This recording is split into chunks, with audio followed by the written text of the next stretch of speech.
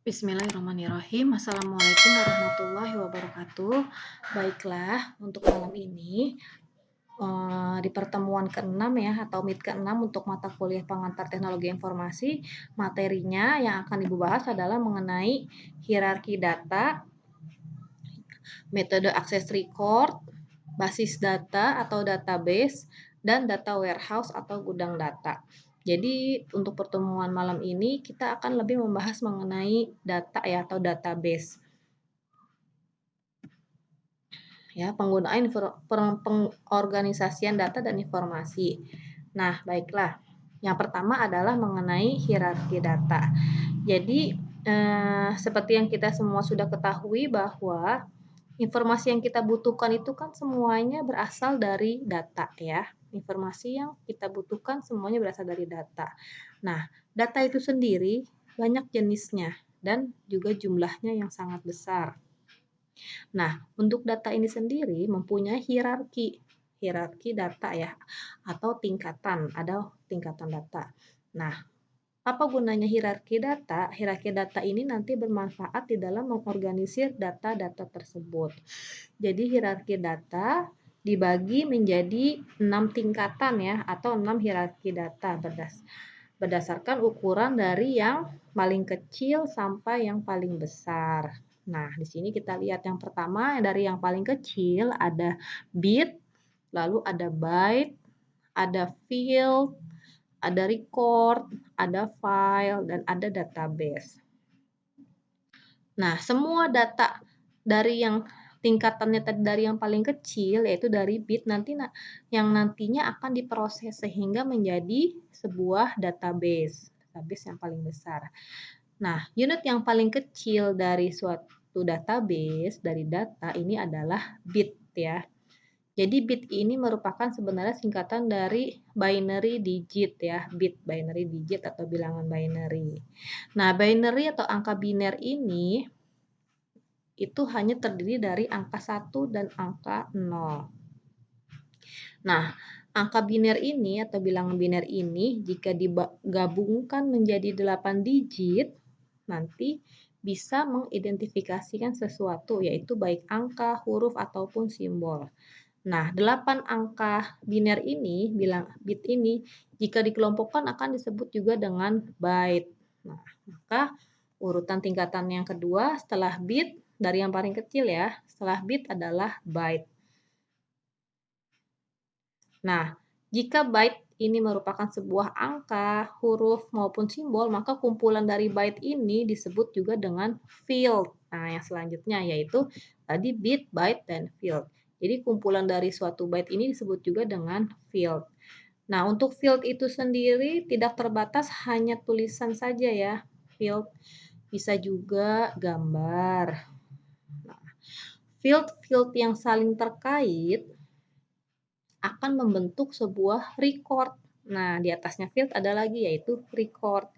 Jadi, record itu sebenarnya merupakan ini ya, suatu baris di dalam suatu database ya. Suatu baris dalam satu database, jadi itu adalah record ya. Record isi dari suatu file. Nah, kumpulan dari record itu akan disimpan ke dalam suatu file. Nah, file. Setelah record yang selanjutnya adalah file. Nah, jadi suatu record itu nanti akan disimpan menjadi suatu file. Nah, kumpulan file di sini bisa juga diartikan sebagai suatu tabel ya. Nah, kumpulan dari tabel-tabel atau file-file yang saling terkait ini nanti disebut juga dengan database atau basis data. Jadi yang paling besar itu urutan tingkatan data adalah database. Jadi sebenarnya gini, di dalam database itu terdiri dari beberapa file atau beberapa tabel. Nah, di dalam suatu file atau suatu tabel terdiri dari beberapa record atau beberapa baris data. Nah, record ini biasanya dia diidentifikasikan dengan satu baris, satu record ya, sebuah baris di dalam data. Nah, yang selanjutnya di atas record adalah field. Nah, field, lalu byte dan bit. Nah, misalkan ada database mahasiswa misalnya ya, ada database kampus, dan database kampus mempunyai beberapa tabel atau beberapa file. Salah satunya contoh filenya adalah file mahasiswa. Nah, file mahasiswa ini mempunyai beberapa record, mempunyai 5 record atau 5 baris data, yaitu dengan NIM sekian, NIM bla bla bla, nama, Budi, ada fotonya. Nah, NIM, nama, dan foto itu merupakan field ya. Nah, isi dari field tadi kumpulannya merupakan byte. Nah, jadi seperti itu ya. Itu untuk hierarki data atau dari tingkatan data. Nah, selanjutnya adalah metode akses record-nya. Bagaimana cara mengakses suatu record atau suatu baris data di dalam database. Nah, cara mengaksesnya bisa dengan Index Sequential Access Method atau ISAM, yaitu sequential artinya berurutan. Jadi kita bisa mengakses record tersebut secara sequential atau secara berurutan, yaitu satu per satu. Atau bisa juga kita mengakses record secara direct file access method atau secara langsung ya. Jadi untuk mengakses record itu bisa secara berurutan dan secara langsung atau secara direct. Nah, selanjutnya kita masuk ke file ya. File. Nah, di dalam file itu terdapat beberapa permasalahan pendekatan dari suatu file. Ada data redundansi atau redundansi data. Ini artinya adalah data yang ganda ya, ada data yang duplikasi. Di dalam suatu file atau suatu tabel bisa saja terdapat data yang duplikasi atau data yang ganda. Nah, ini disebut juga dengan data redundansi. Jadi datanya berulang dengan data yang dengan value yang sama. Nah, bisa juga datanya tersebut adalah inkonsistensi atau datanya tidak konsisten. Tidak konsisten. Berubah-ubah. Nah, ada juga datanya itu adalah data isolation atau pemisahan data. Data isolation yang selanjutnya, kalau data isolation atau pemisahan data ini artinya datanya terisolir ya. Karena data tersebar di dalam berbagai file dan file-file mungkin dalam format yang berbeda. Nah, kan sulit menuliskan program untuk aplikasi baru dan untuk mengambil data yang sesuai, maka datanya terisolir. Atau bisa juga ada namanya data integrity atau integritas data, kesatuan data. Dan yang terakhir adalah aplikasinya dapat berdiri sendiri atau data independence. Nah, itu permasalahan di dalam suatu file. Yang selanjutnya, kita akan mengenal lebih lanjut tentang basis data atau database. Nah, pendekatan modern untuk mengolah data untuk saat ini adalah dengan menggunakan basis data ya atau database. Nah, nanti sih sebenarnya kalian akan belajar lebih lanjut mengenai sistem basis data ini, ada mata kuliahnya tersendiri ya, tapi nggak apa-apa ya, di PTI ini Ibu akan mengenalkan sedikit tentang basis data. Nah, untuk basis data ini ada yang secara terpusat, data terpusat atau namanya centralized database, dan ada yang secara terdistribusi atau data terdistribusi. Nah, untuk yang centralized database, data terpusat, ini artinya di dalam suatu sistem basis data terpusat nih ada sebuah server yang menyediakan informasi di dalam database atau basis data. Hanya terdiri satu server saja sebagai pusat dan juga sebagai komputer induk untuk seluruh sistem dan jaringan. Nah, untuk cara kerja yang data terpusat ini, servernya itu hanya dibuat satu saja. Nanti dia akan dipusatkan nih, akan dipusatkan di lokasi tertentu untuk melayani kebutuhan klien atau kebutuhan user. Nah, jadi untuk basis data terpusat seluruh beban datanya dibebankan di komputer server atau komputer pusat ya. Jadi beban kerjanya nanti harus ditanggung oleh si server sebagai pusat dari basis datanya. Nah, itu nanti pastinya akan menjadi berat ya. Nah, makanya untuk membangun database terpusat ini atau basis data terpusat ini, kita harus memperhatikan ya spesifikasi dari server yang nanti akan digunakan supaya tidak mengalami gangguan atau kerusakan. Jadi supaya lancar ya untuk pengambilan datanya. Jadi data terpusat itu tadi sistem basis data yang penyimpanan datanya itu ada di komputer server ya. Semua mengaksesnya ke komputer server. Nah, untuk data yang terdistribusi atau distributed database, ini sistem basis datanya ini setiap data yang ada di dalam database bisa didistribusikan dan juga ditransmisikan ke berbagai komputer user ya, ke berbagai lokasi-lokasi user yang sudah ditentukan sebelumnya. Jadi datanya bisa didistribusikan ke komputer user. Nah, untuk distributed database atau data terdistribusi terbagi menjadi ada yang namanya replicated database dan partition database. Nah, untuk replicated database atau replika data, proses penyimpanan datanya itu dilakukan di lebih dari satu node.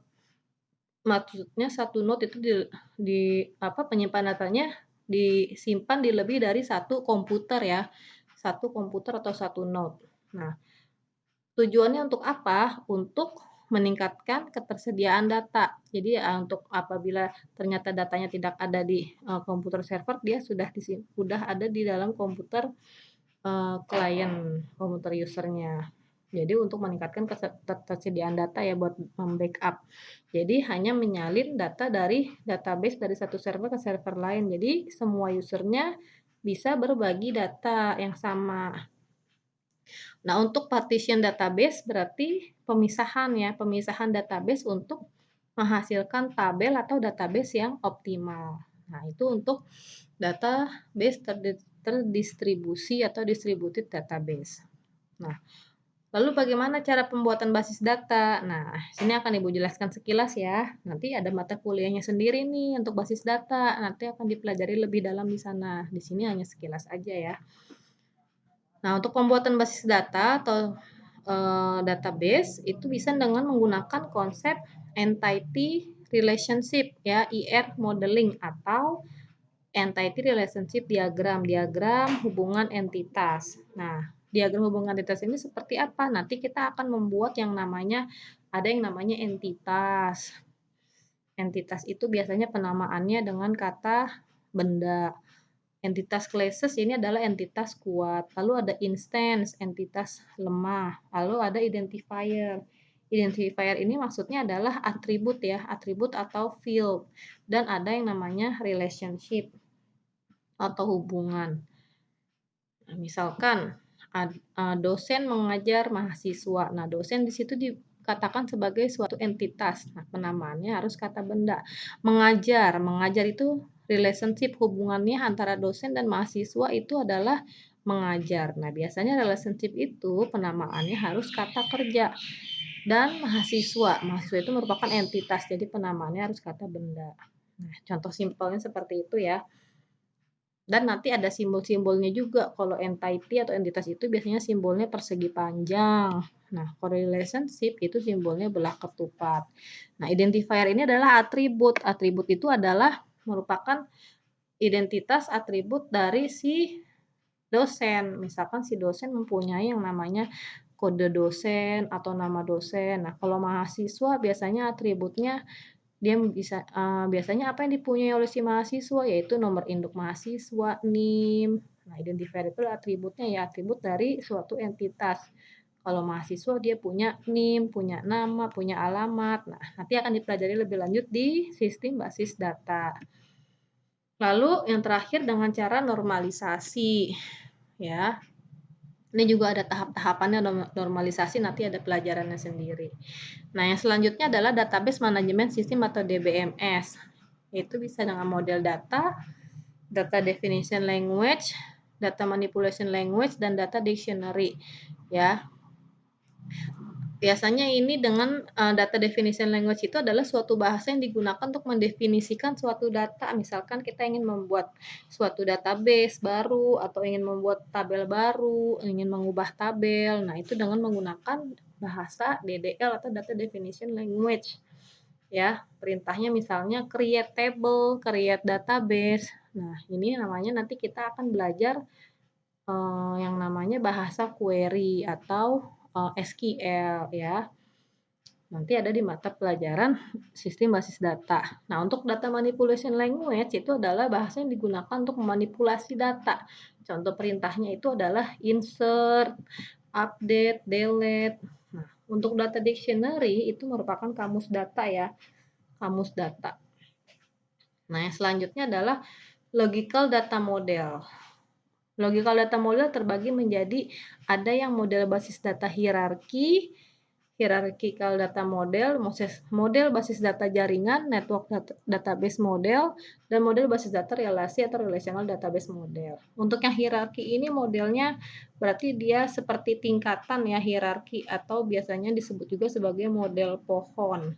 Nah, untuk yang hierarki itu biasanya seperti model pohon. Untuk yang model jaringan dia akan seperti jaringan network. Dan yang paling sering dipelajari adalah model basis data yang paling mudah adalah model basis data relasi atau relational database model. Ini modelnya seperti model file-file atau tabel-tabel. Nah, yang terakhir adalah gudang data atau data warehouse. Jadi ini data warehouse ini merupakan kumpulan dari suatu database ya, itu kumpulan dari suatu database disebut juga dengan gudang data atau data warehouse. Nah, data warehouse itu sendiri ada multidimensional data model, data mart, data mining, dan text mining.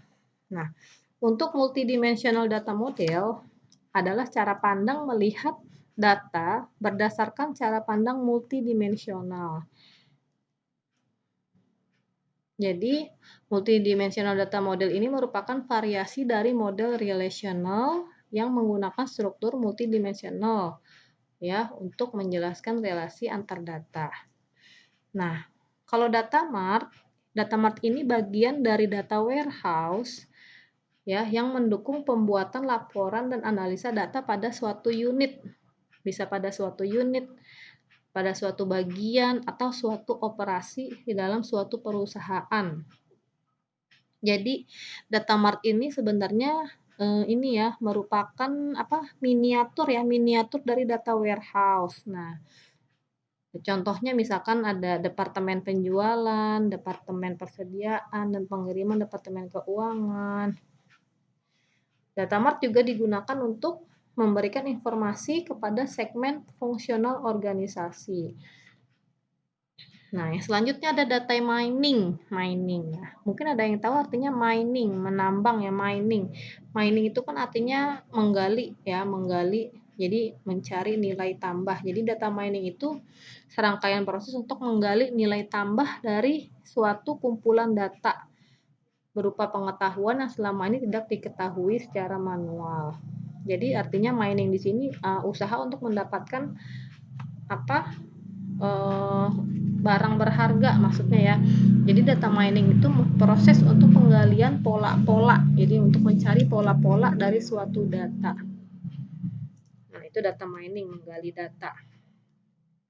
Tekniknya biasanya ada clustering, classification, biasanya ini lebih ke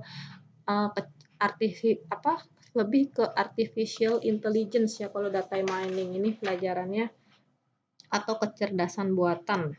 Nah, nanti dia nyambungnya ke sana, ke artificial intelligence, ke machine learning, ya, data mining. Contoh penerapannya itu bisa dengan clustering, classification, atau genetik, algoritma genetika, dan lain-lain. Nah, lalu ada text mining. Kalau text mining ini adalah menambang data yang berupa teks, di mana sumber data biasanya didapatkan dari dokumen. Dan tujuannya adalah untuk mencari kata-kata yang dapat mewakili isi dari dokumen sehingga dapat dilakukan analisa keterhubungan antar dokumen. Jadi tujuan text mining ini adalah untuk mendapatkan informasi yang berguna dari sekumpulan dokumen. Jadi biasanya sumber data yang digunakan untuk pada text mining ini biasanya adalah kumpulan teks ya, yang memiliki format yang tidak terstruktur. Jadi nanti di sana kita ada kumpulan teks, kita akan mencari mendapatkan informasi dari kumpulan teks tersebut. Nah, itu namanya text mining. Oke, untuk malam ini Sepertinya itu saja yang dapat Ibu jelaskan ya mengenai data. Kurang lebihnya Ibu mohon maaf. Semoga apa yang Ibu sampaikan dapat dimengerti oleh kalian semua. Baiklah, Ibu akhiri sampai sini dulu. Wassalamualaikum warahmatullahi wabarakatuh.